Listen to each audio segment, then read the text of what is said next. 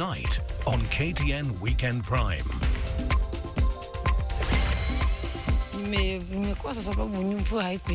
Ravaging famine intensifies in parts of the country. Kaniambia nimtumie namba ya ID, jina langu na 175 ya passport. Plus, too good to be true? We tell you why you should be cautious with that job offer. Napenda yao hii 500,000. And there's more than meets the eye. Is Embobot a political playground? Going green. More uses for your used cooking oil. KTN Weekend Prime with Yvonne Okwara.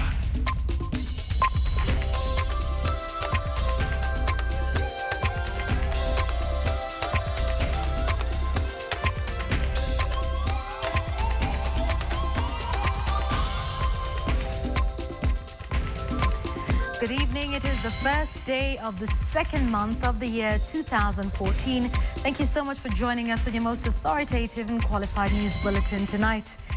It's a pleasure to have you with us. We have all the latest news updates for you. And of course, as always, we have our sign language interpreter today, who is Maresha Awiti. Thank you so much for joining us. Now, let's start off with what KTN has highlighted, and that is the famine in Turkana in recent days. But the dire situation is not confined to Turkana. The threat of starvation is hanging upon thousands of people in the coast region. Many peasant farmers lost their crops after the failed short rains of October and now face a battle for survival until the next possible harvest. Our senior coast reporter Ferdinand Omondi traversed the counties of Kwale and Kilifi and found a people forced to degrade their environment to survive.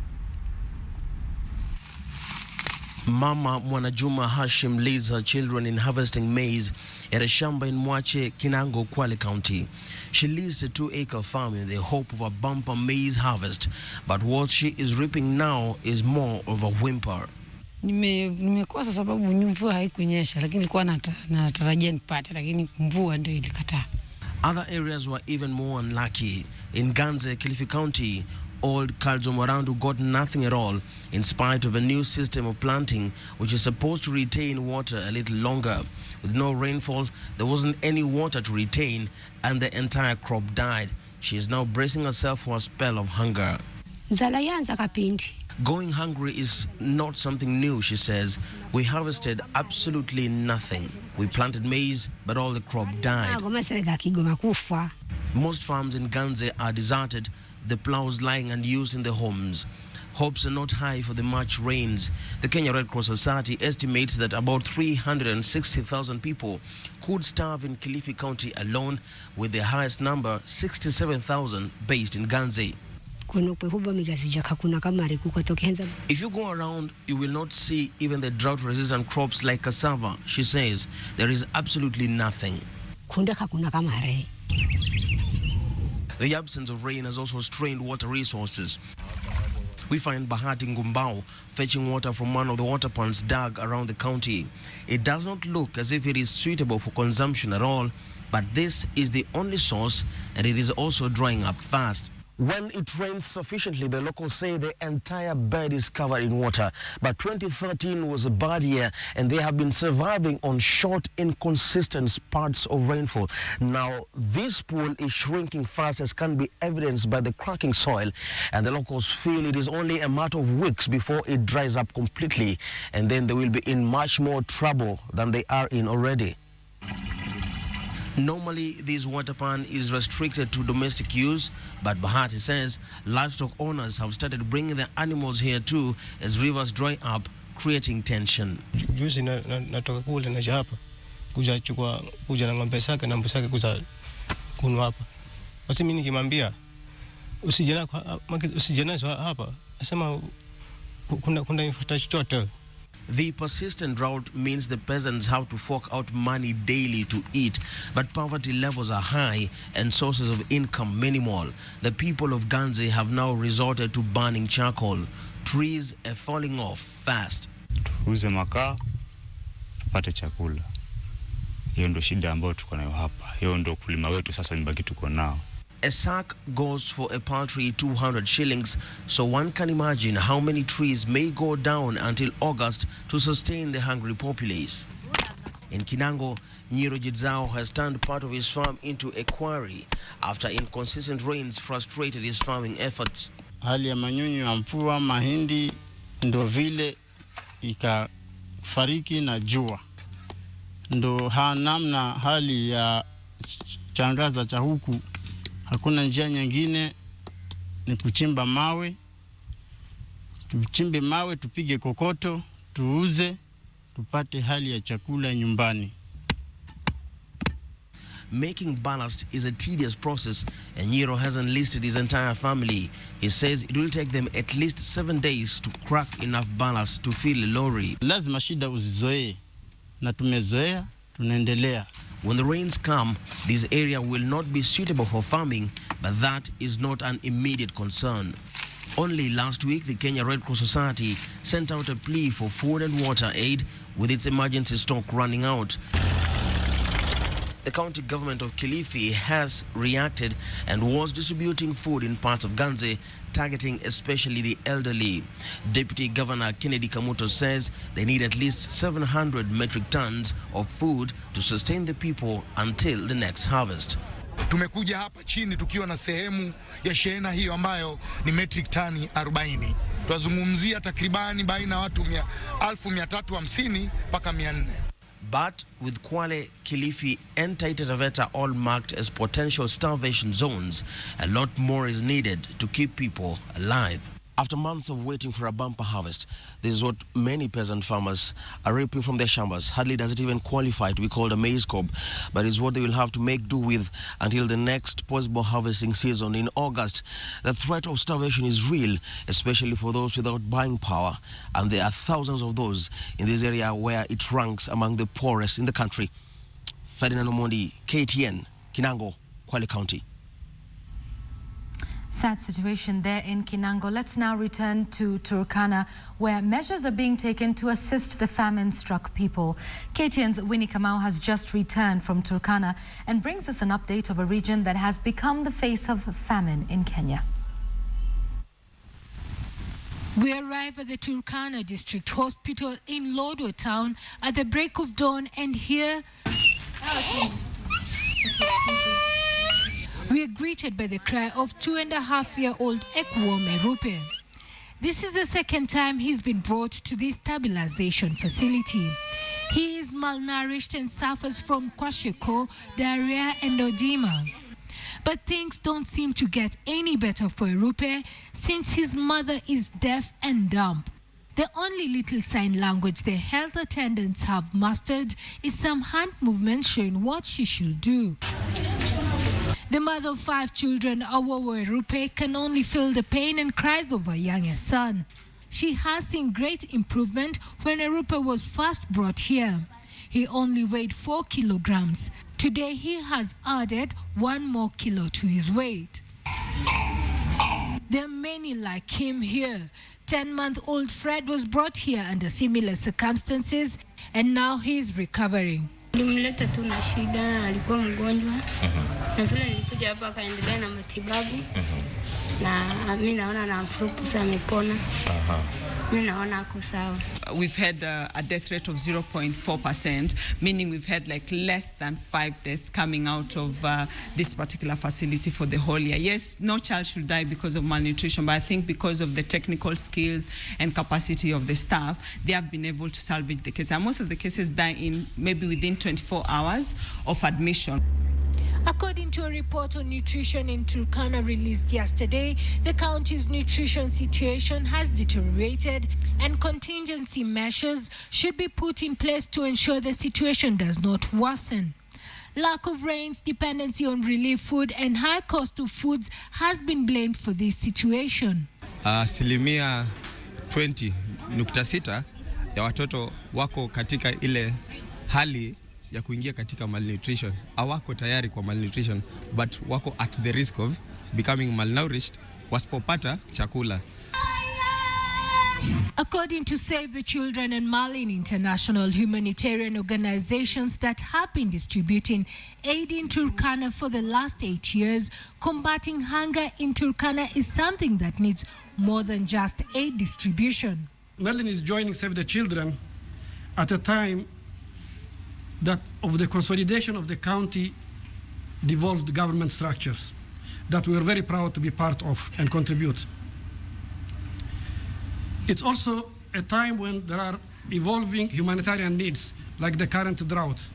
So we are committed to be involved in this process to support the Ministry of Health in the delivery of needed emergency services. We want to be a more efficient organization that can achieve the same goals but at a lower cost. We want to be a more effective partner for county government, for national government, and for the other partners that we have in country. Before we are experiencing a drought situation now, this to me is just a storm before the rain. Turkana is blessed with a lot of water, underground water, with a lot of oil. I think we probably could be the third country in terms of the oil reserves that is on the ground. But these resources are still underneath. They have not come out for us to benefit out of.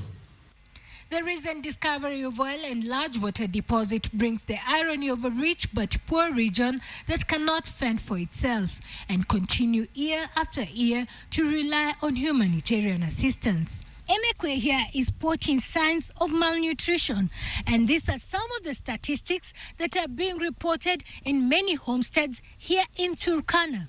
The county government and the national government, together with the NGOs, are trying to look for solutions to curb this drought. Winnie Kamau, KTN, Nadapal, Turkana County. Well, we have reported that 1.7 million Kenyans in 14 counties are affected by the drought and are now facing starvation. This year, as you've seen in our report by Ferdinand Omondi, it is not restricted to the traditional areas. Other areas in the coast region like Kwale, Taita Taveta and Kilifi are facing starvation due to insufficient rainfall last October. The government says it is doing everything possible to mitigate the crisis. Cabinet approved 2.3 billion shillings for drought relief efforts. The PS for Devolution, John Conchella, said in an interview with KTN recently that relief worth 104 million shillings has already been distributed in Turkana. But as the situation continues to worsen, residents are fleeing Turkana, with approximately 30,000 people reportedly fleeing into neighboring Uganda. Conchella said it is a dire situation, but no deaths have as yet been reported. Let's move away from matters of food security now. Every year, tens of thousands of Kenyan youth enter the job market seeking to find their niche. But jobs are hard to find, a phenomenon that creates an opportunity for confident tricksters to take advantage of job seekers. KTN embarked on an operation to uncover a man who allegedly makes money from desperate youth convinced that he can help them secure employment.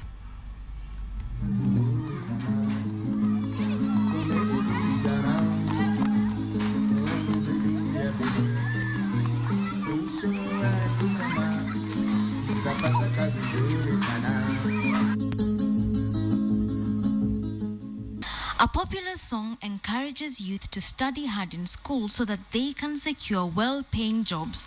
But Kenyan youth going into the job market have quickly discovered that jobs are not simply theirs for the taking. They have to be sought after. Checking the newspaper for advertisements is a conventional way of searching for a job. But job seekers have also learned to keep their eyes peeled for notices in residential areas. The notices are not a new phenomenon.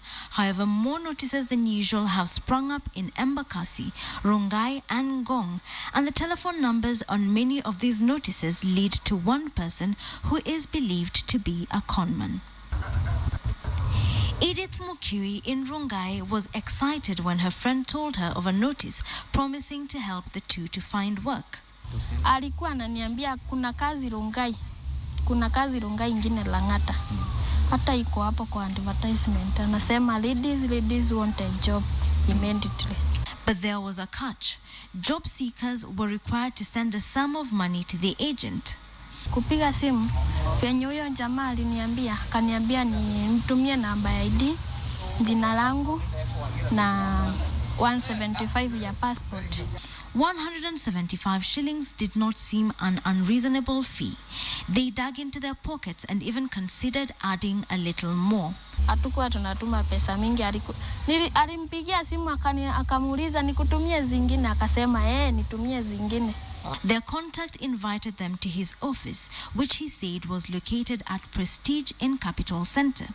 Now, the Prestige Mall is located along Gong Road, kilometers away from Capital Center, located at South B along Mombasa Road.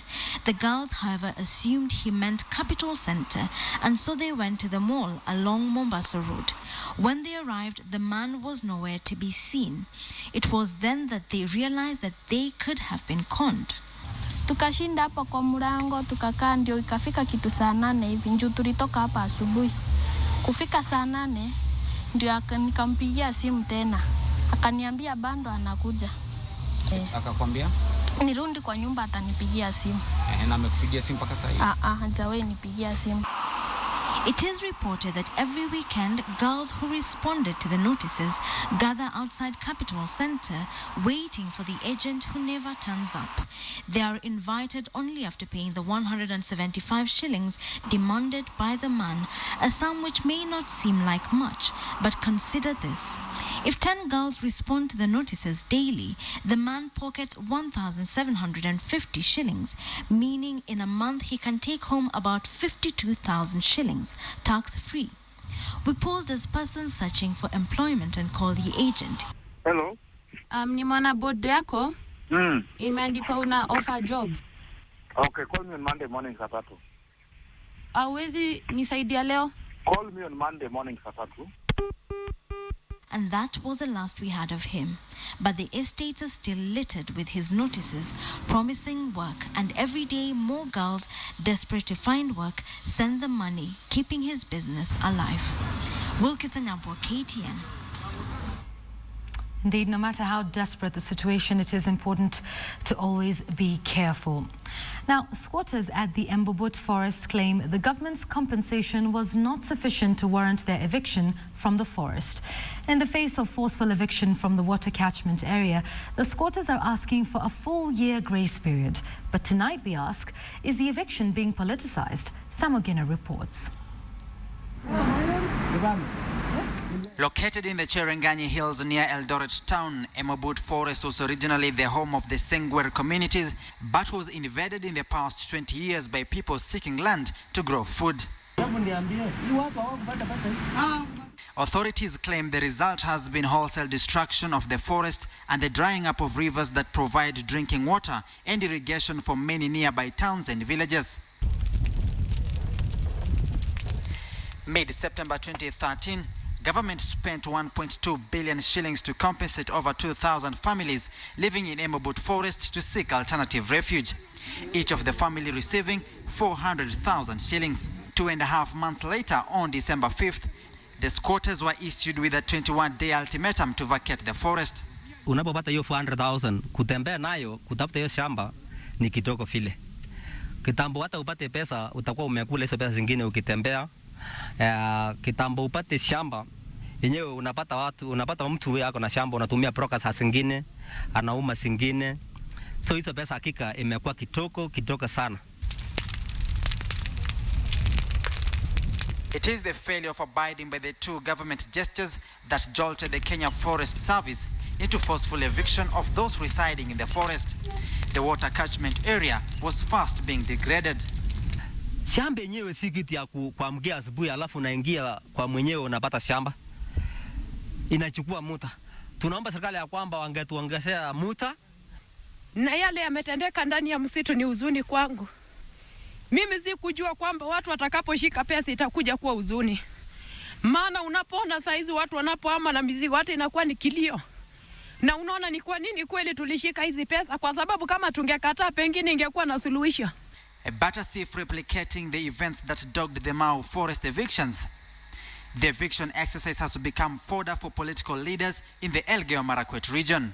So hizo wards zote mbili ndawapatia 1 million. Na Embobut napeana yao hii 500,000. Leaders in a reactive mode have adopted a combative approach against the exercise, claiming their people were being victimized by a government they support. Rais na deputy walikuwa wameagiza kwamba wapewe nafasi yao, watoe mali yao, wang'oe nyumba zao, wachukue fito yao, wachukue mzumari yao, wachukue mabati yao, na hakuna mtu mwenye angeweza kuchomewa nyumba. As if replaying the Mao scenario. Wakenya walio pale hawajakataa kuondoka Mao, lakini wataondoka wakionyeshwa, wewe ukitoka hapa utaenda kujenga nyumba yako hapa. Ninyi mukae hapa hapa hapa hapa. A siege mentality appears to run deep, with leaders inciting the squatters to stay put despite lapsing of the eviction notice. The only difference between Emobut and Mao being the government stance is milder than in Emobut. Hakuna mwananchi hata moja atashikwa, hakuna mwananchi hata moja atastakiwa akipatikana bado anavuna mahindi yake. Sisi tunapenda msitu ilindwe, ili sisi wote wenye tunaishi hapa chini tuhakikishe ya kwamba maendeleo imekuja vizuri, maji imefika sehemu zote za Kenya, lakini hatuwezi tukakubali kwamba kisingizio ya ulinzi ya msitu itakuwa ni njia moja ya kukandamiza watu wetu. It is the third time that a government eviction notice has lapsed on the Emobut forest squatters, but there is no let up as politicians charge their constituents at the expense of forest degradation.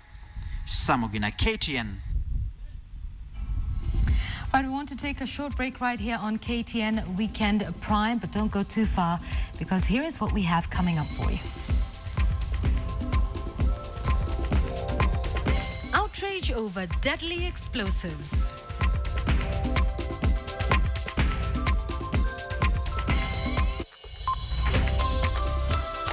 You are watching KTN Weekend Prime.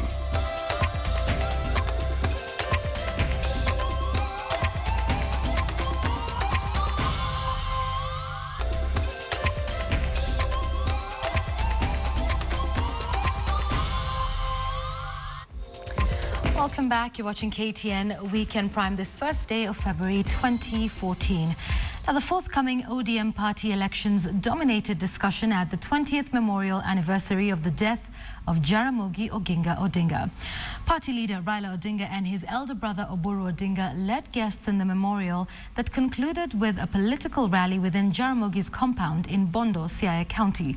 Fred Omula attended the event and now reports.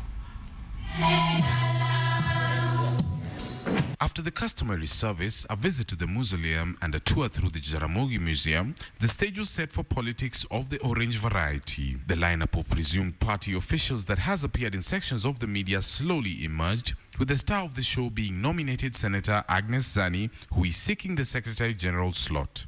2017 tutachukua uongozi ama tutauchukua? No, lazima tukubaliane, tutauchukua ama hatutauchukua. Kwa nini tusiuchukue? Tuna nguvu, tuna uwezo, tunaweza kujileta pamoja, ni njia ambavyo tunaweza kujenga chama chetu. If Uhuru was so popular, why would we be having so much hunger in all sections of this country?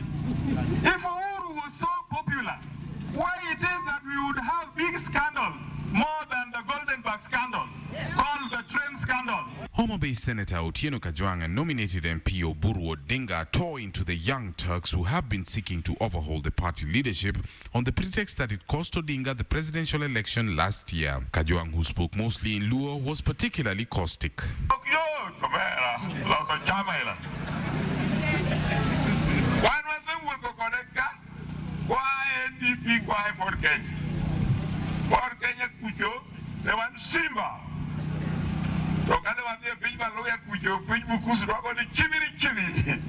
You must have a track record of the struggle. In fact, Anyang' Nyong'o put it very well yesterday. We want to know your track record. You cannot just come from the bush. We don't know what your history was in the university. We don't know any leadership quality that you exposed to wherever you are. Former Premier Raila Odinga steered clear of the controversy and only spoke in general terms. ODM ndio chama pekee yake ambaye inafanya uchaguzi katika Kenya mzima. Hakuna vyama vingine ambavyo vinafanya uchaguzi. Sisi ndio tunaleta demokrasia ndani ya chama. Na mimi nina hakika baada ya uchaguzi hii ambayo tutafanya, ODM itakuwa na nguvu zaidi. Unlike previous years, the memorial was comparably low-key, with most MPs from Migori and Homa Bay counties, who comprise the core of the Young Turks, staying away. The lineup is slowly revealing itself, and senior members of ODM seem to have endorsed it. As was widely expected, this is likely to be another prime example of negotiated democracy. From Kango Kajaramogi in Bondo, Siaya County, I am Fredo Mulo. Now, the Technical University of Kenya boasts of having the first green vehicle, a tuk-tuk that runs purely on biodiesel fuel. The fuel is a byproduct of not just any form of vegetable oil, but used vegetable oil with the help of a patented pre-treatment tank. And as KTN's Catherine Amanda reports, Kenya may not be lagging behind when it comes to the green revolution. Nairobi County is slowly becoming synonymous with traffic and congestion. Whether you use a matatu or own a car, one ends up wasting productive time on the road, and the fumes emitted from these vehicles has an impact on our environment. Engineers and technologists have discovered that the solution lies in this blob of used vegetable oil. We started in 2012, April 2012, and the idea was that we saw there's a lot of waste that hotels have that they throw away, and we partnered with at least 2 hotels, Kenya Utali Hotel and Hilton Hotel, where we collected some feedstocks, and we were able to test this material in the lab setting. And we found out that we could actually get a very high yield of about 90%. This one, you actually have a problem trying to light. This waste is what makes biodiesel, using a reactor. But it's not just any reactor. It has a pre-treatment tank that first purifies the waste. So that pre-treatment method is what makes our biodiesel system unique, because of breaking down the impurities and allowing us now to react the methoxide with the waste vegetable oil, so that we are consistently getting a very high yield. When the purified oil reacts with methoxide, 90% of the byproduct is biodiesel and 10% is glycerol.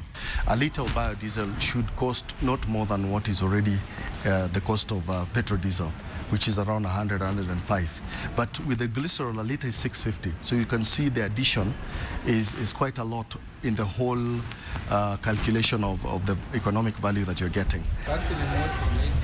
Researchers think that this product, if taken seriously, can replace petrodiesel. The modification has made the biodiesel to be reasonably less viscous, to an extent that we can be able to break it down into small particles. Now, this tuk-tuk has been running on biodiesel fuel for the past 6 months. So this means that the fact that it can work on this kind of engine, it means that it can work on a bigger engine.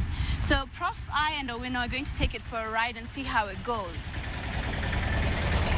All right. At first, the difference you will notice between a tuk-tuk running on biodiesel and one running on petrodiesel is the distinct smell of cooking oil. If this product is taken up by owners of generators or vehicles that use petrodiesel, at first it may feel like Nairobi is cooking up a storm. Across the country to Trans Nzoia County, Paulina Korir is preparing a meal for her family. Her main source of energy is firewood. She represents the millions of women living in rural areas. Because she's getting on in her years, collecting firewood is not something she can do every day. So she collects maize cobs to supplement the firewood. The smoke or carbon monoxide that comes from the combustion is neither good for her health nor the environment.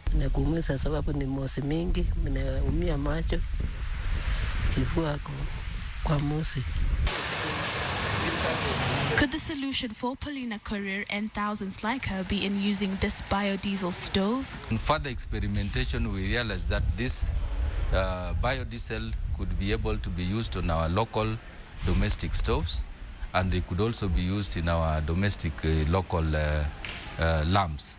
The question is, however, are Kenyans willing to go green? Through this research, we can also recommend policy that can encourage us to be green. But if you say we're ready, I'll say we're still working at it. Technical University, in conjunction with United States International University and the Kenya Industrial Research and Development Institute, spent about 2 million shillings on this project. The machine was built at a cost of about 450,000 shillings. We are also looking to explore whether we can also use thick plastics, which should actually reduce the cost to somewhere in the region of about 250,000 for a typical 100-litre batch processing system. At 250,000 shillings, one can buy the machine and sell both byproducts at a profit. To a large extent, I do see that women will get involved. Women with the youth, because the youth are not too far from where the women are. And I think this is something that needs to be inculcated in the youth and in the younger generation. So long as human beings are there and they can afford to cook and eat, we see this to be a sustainable and long-term project that can be able to benefit this Kenyan society. Innovators hope that this 2 million shilling project will be a significant step in Kenya's efforts to go green. Catherine Omwando, KTN. Thanks for that, Catherine. Well, biofuel is just one of the available alternative sources of energy. Another is solar energy, which is proving to be the solution to lack of access to the internet in Nanyuki. KTN's Sharon Momanyi now reports on a unique project that seeks to bridge the digital gap. John Mutero, alias Mutesh, is a budding musician in Nanyuki town. His music, that of the native Katitu style. Mutesh, however, had startup challenges when he embarked on this career, as he was not exposed to the process of professional music production. Luckily, Mutesh, as well as the community around Nanyuki town, was to benefit from a project that would provide internet connectivity and power at a very low cost. Project Mawingu, done within a framework of cooperation between the Ministry of Information and Communications, Indigo Telecom, and Microsoft Africa, is a pilot project making use of TV white spaces and solar-powered base stations to provide internet connectivity and power. Ninasikia watu wananipigia simu. Wengi wao wanataka nyimbo zangu. Kuna zingine wanaenda kama ni Nairobi wananiambia sasa, wakiniambia nimesikia umetoa nyimbo, nitaweza kuipata na kwanza namwambia ingia YouTube uniangalie hapo.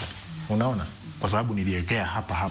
With the digital shift in play, the project has also been rolled out to 2 schools in the area, enabling young people to interact with technology and the internet at an early stage. The Kawa Mixed Secondary School in Nyeri County is one of the beneficiaries of Project Mawingu, a school that has been in existence for 10 years. It never had power before until March 2013. Now, they both have power and access to the internet. Students at this school can now access information and a catalogue of past examination papers for study and revision purposes. I didn't know how to use the internet before, but now I have experienced something.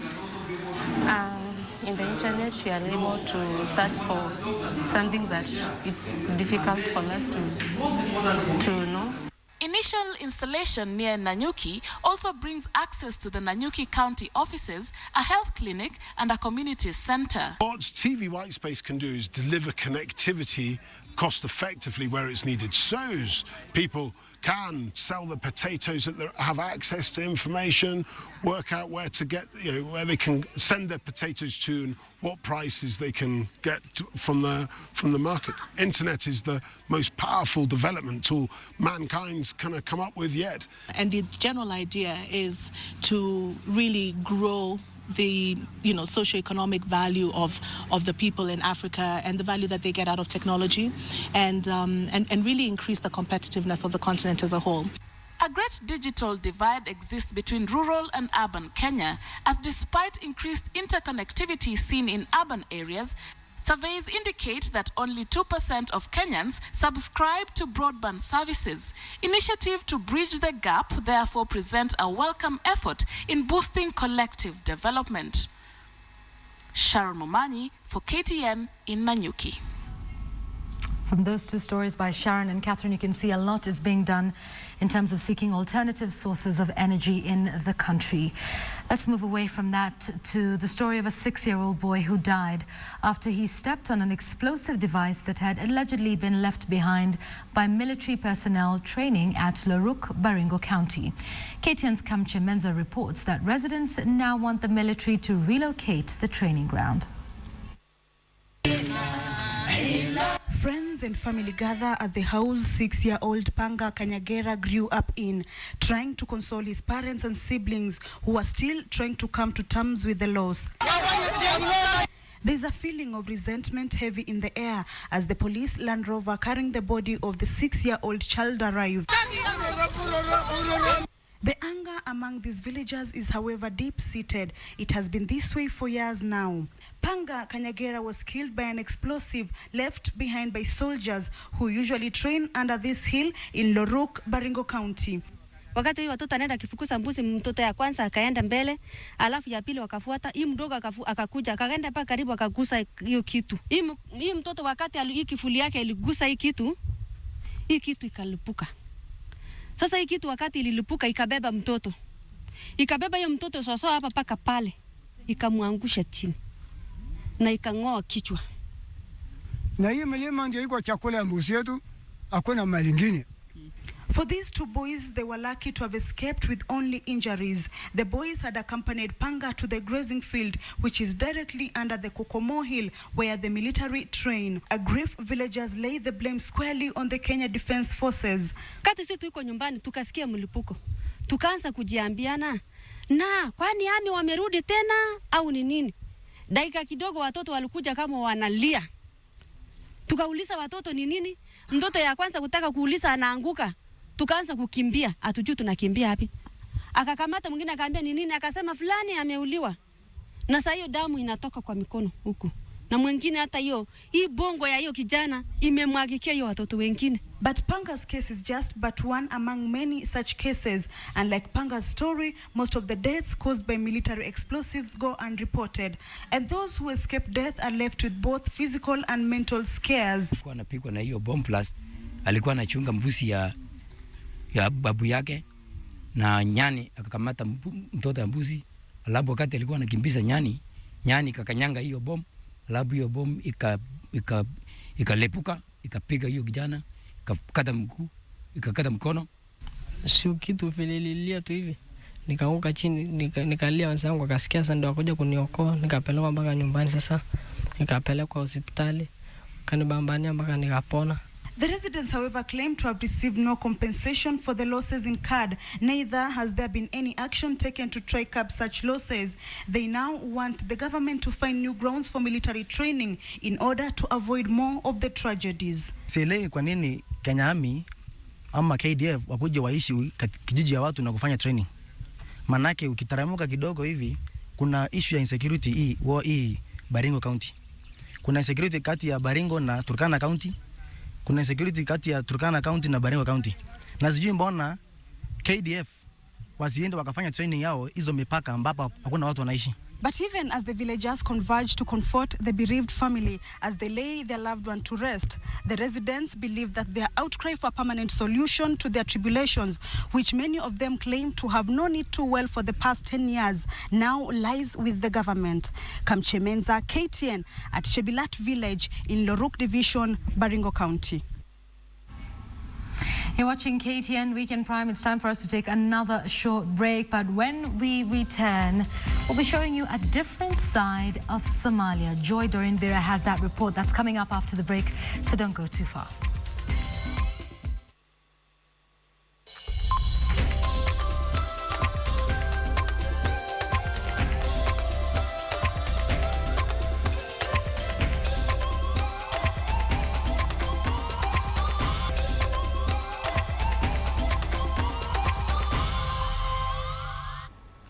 Welcome back. Now, Somalia is often referred to as a failed state that is home to some of the unhappiest people in Africa.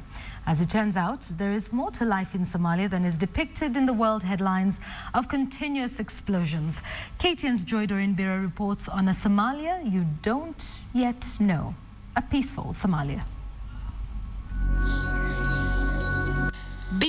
the tales of drought,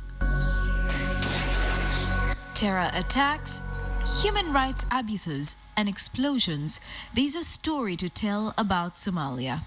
The past 3 years have seen a transformation of the livelihoods of many.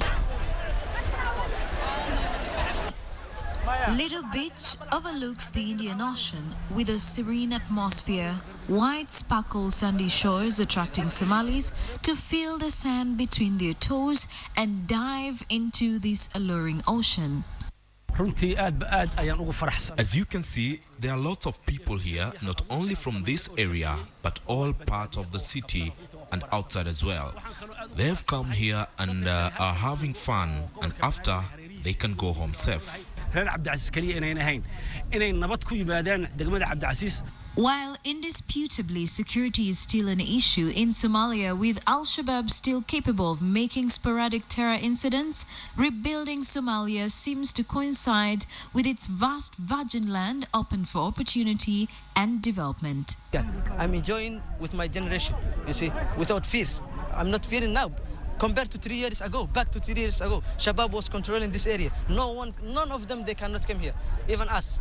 So today we have in a free, we have to thank on behalf of this one, the African Union, our friends of African Union, because they give us an opportunity that we can defeat Shabaab.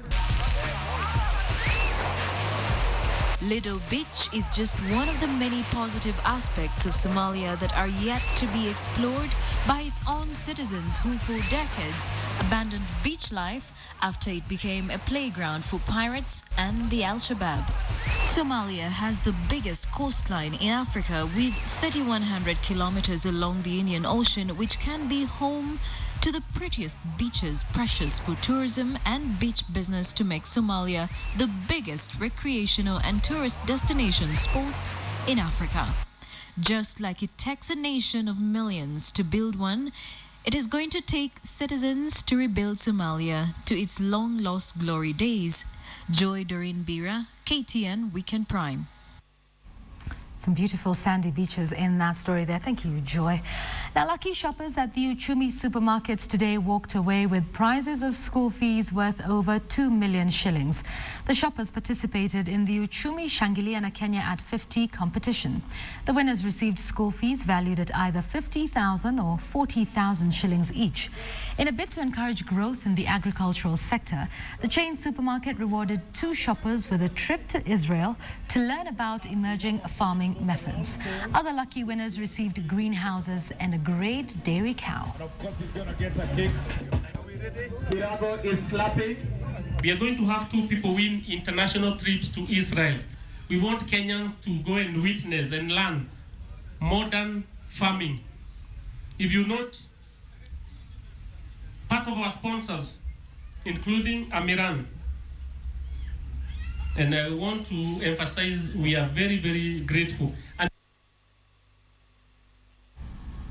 some good things are happening in the world of sports. Well, maybe not so much in the English Premier League, depending on which team you support. But here, Lorna Kiplagat is doing some great things, and we'll be telling you all about this in a short while. Stay with us.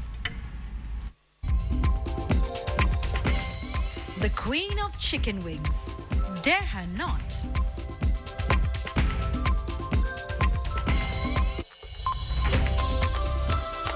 You are watching KTN Weekend Prime.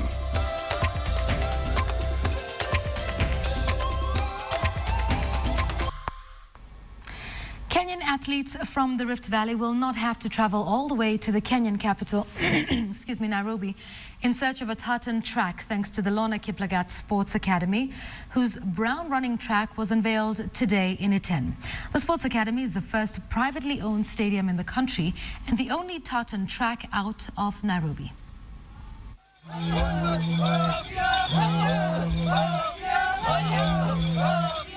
Dancing was only one among many ways former World Half Marathon record holder and 2007 World Cross Country champion Lorna Kiplagat chose to celebrate her achievements.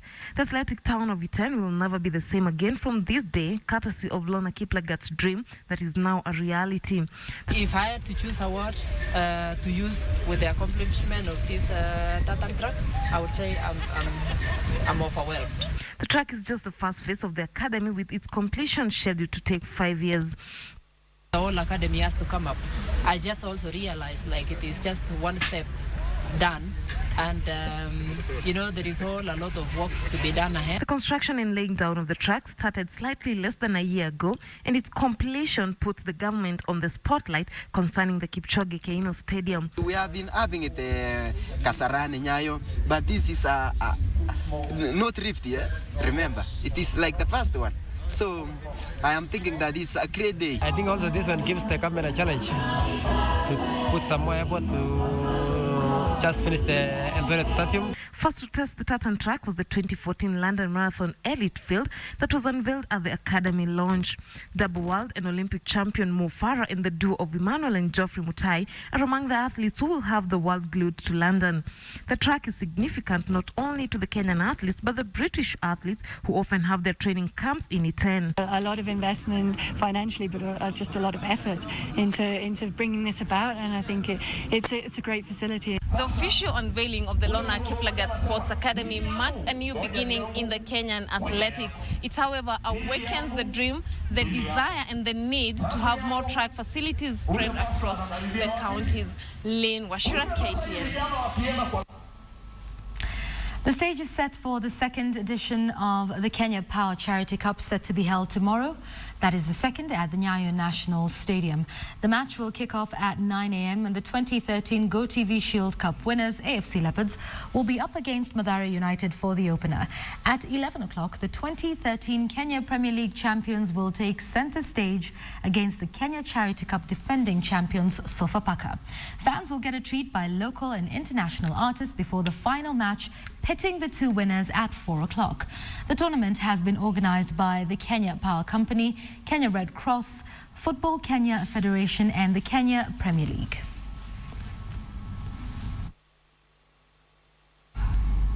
Leori Ndugu clinched the victory in the senior swimming backstroke category, beating Divanto Mbogwa and Wilson Kasinga during the Juja Preparatory Swimming Gala that brought together young swimmers in the country. The event attracted more than 70 participants, and it marks the start of the Juja Swimming Calendar Year 2014, aiming at nurturing young and talented swimmers who have prospects of making it in the realm of Kenyan professional swimmers. Representing the nation, that is. Leori Ndugu finished the backstroke category in 29.6 seconds. In the junior 4x25 meters, Savannah Tambazi reigned supreme as she registered 12 points after 1 minute 25 seconds, this being 8 seconds ahead of runners-up Wendy Ndolo.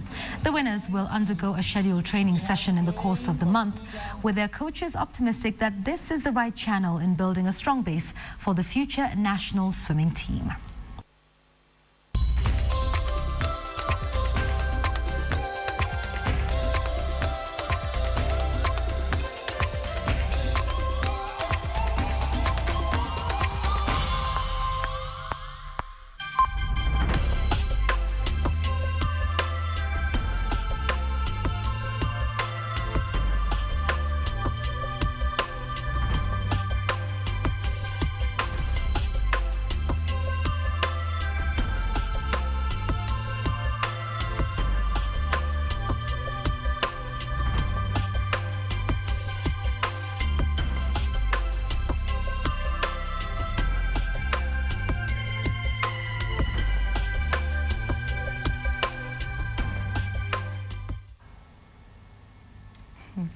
Let's go to our news ender tonight as we conclude our bulletin.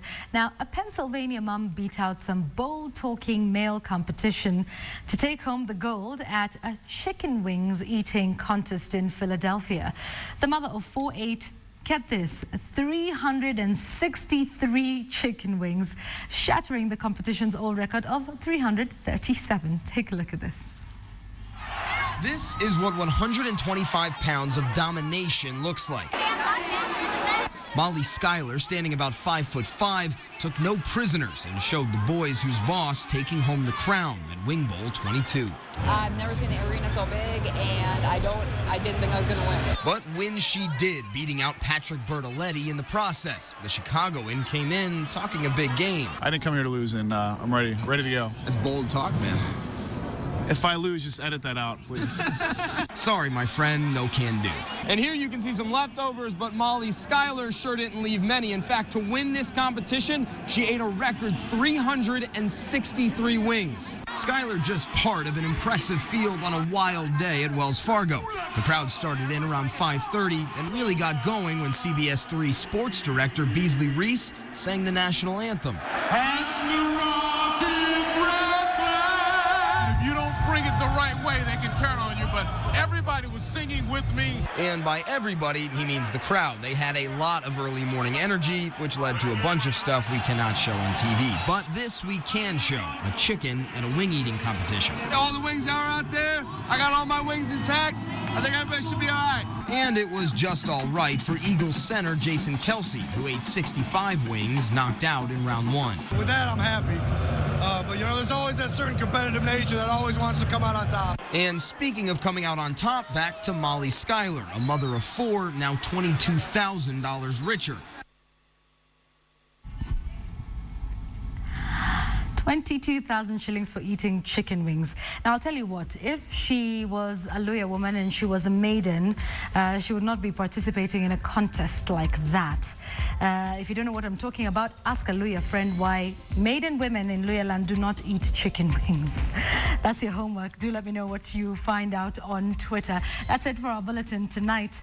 And we thank you so much for joining us and thank you for watching. But don't go anywhere, because right after this bulletin is our brand new African show. It's called Russia, Russia. It's brand new and it promises to be fantastic. That is right after this news. So please do stay with us right here on KTN. Enjoy the rest of your viewing. Have a good night. My name is Yvonne Okwara. We'll see you tomorrow. Bye-bye.